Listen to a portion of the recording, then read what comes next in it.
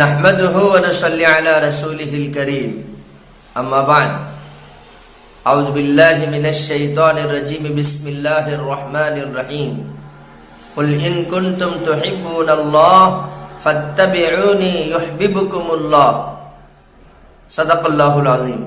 میرے بھائیو بزرگو، اللہ تعالیٰ اس آیت کے اندر ارشاد فرماتے ہیں کہ اگر تم اللہ کی محبت کا دعویٰ کرتے ہو تو سب سے پہلے نبی پاک صلی اللہ علیہ وسلم کی اتباع کرو۔ تو اللہ کے نبی کی اتباع، اطاعت یہی ہے کہ اطاعت اور اتباع کا مطلب اور معنی یہی ہے کہ جو کام اللہ کے نبی صلی اللہ علیہ وسلم اپنے زندگی میں کیے ہیں یا کرنے کے واسطے اس امت کو بولے ہیں، وہ کام ہمیں کرنا ہے۔ اگر وہ کام کریں گے تو ہم اللہ کے نبی کی اتباع اور اطاعت کرنے والے بن جائیں گے۔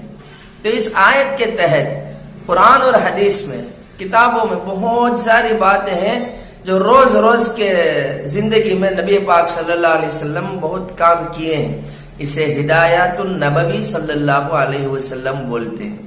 اس عنوان پر بہت ساری کتابیں علماء کرام لکھے ہیں۔ تو میں بھی جو ہے اللہ کے نبی کے بتائے ہوئے کچھ ضروری باتیں جو روزانہ انسان کو ضرورت پڑتی ہے، اسی کو ہمارا ٹاپک اور مضمون بنا کر، ہمارے چینل کا ایک کنٹینٹ بنا کر میں آپ حضرات کے سامنے کچھ باتیں عرض کرتا ہوں۔ اسی کے متعلق سلام کے بارے میں بھی بیان ہوا تھا۔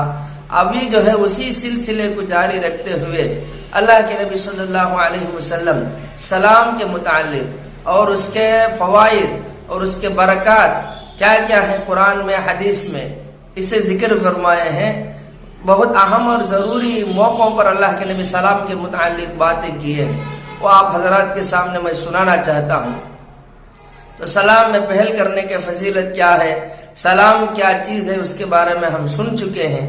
اب جو ہے سلام اور اس کی اہمیت، وہ کہاں کہاں استعمال کر سکتے ہیں، اس کے بارے میں ایک مختصر حدیث ہے۔ حضرت ابو امامہ رضی اللہ عنہ فرماتے ہیں، 3 آدمیوں کو اللہ تعالیٰ اپنی ضمانت میں، اپنی گارنٹی میں، ان کے متعلق ان کے جو کام ہوتے ہیں وہ اپنے ذمے میں لے لیا ہے۔ 3 آدمی، سب سے پہلے غازی جو اللہ کے راستے میں نکلتا ہے، جسے مجاہد بولتے ہیں، اللہ کے راستے میں نکلنے والا۔ دوسرا آدمی اپنے گھر سے باہر نکلنے والا۔ تیسرا آدمی اللہ کی طرف، اللہ کی مسجد کی طرف نکلنے والا۔ ان دونوں کے پیچھے کچھ مقصد ہے۔ تو سب سے پہلے اللہ کے راستے میں نکلنے والا، دوسرا آدمی عبادت کے غرض سے نماز کے ادا کرنے کے لیے مسجد کو جانے والا، تیسرا آدمی اپنے گھر سے باہر نکلنے والا۔ یہاں ہمارا مضمون میں گھر سے باہر نکلنے والے ہی کو ہم اٹھاتے ہیں۔ تو گھر سے جو آدمی باہر نکلتا ہو، وہ آدمی اپنے گھر والوں کو نکلتے ہوئے السلام علیکم ورحمۃ اللہ کہہ کر آئے۔ اگر یہ آدمی گھر سے باہر نکل کر واپس ابھی نہیں آیا، راستے ہی میں وفات پا لیا، تو اللہ تبارک و تعالی اس کی ضمانت لے لیں گے۔ کس لیے؟ یہ آدمی جو ہے سیدھا جنت میں داخل ہو جائے گا۔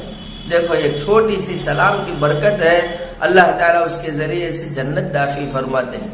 اسی طرح جہاد کے لیے نکلا، وفات پا لیا، شہید ہو گیا، اور گھر سے مسجد کی طرف نکلا، راستے میں یا واپس لوٹے بغیر ہی وفات پا لیا، تو اسے بھی اللہ تعالیٰ جنت میں داخل فرمائیں گے۔ تو میرے بھائیو، حضرت انس فرماتے ہیں، جو آدمی گھر میں داخل ہوتے ہوئے السلام علیکم ورحمۃ اللہ کہے تو وہ سلام اس گھر کے لیے برکت اور رحمت کا ذریعہ بنتی ہے۔ حدیثوں میں آتا ہے، جو آدمی گھستے ہوئے السلام علیکم زور سے کہے تو شیطان کہتا ہے کہ اس گھر میں ہمارے لیے جگہ نہیں ہے، اور جانے کے بعد جو آدمی کھانا کھانے بیٹھتا ہے بسم اللہ وعلی برکت اللہ کہے تو شیطان کہتا ہے کہ اس گھر میں بھی ہمارے لیے جگہ نہیں ہے اور اس کھانے میں بھی ہمارا حصہ نہیں ہے، چلو یہاں سے ہم باہر نکل کر چلے جائیں۔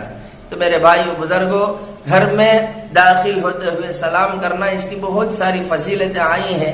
آئندہ بھی اس کے متعلق بات چیت ہوگی۔ اللہ تعالی ہمیں سننے سے زیادہ عمل کی توفیق عطا فرمائے۔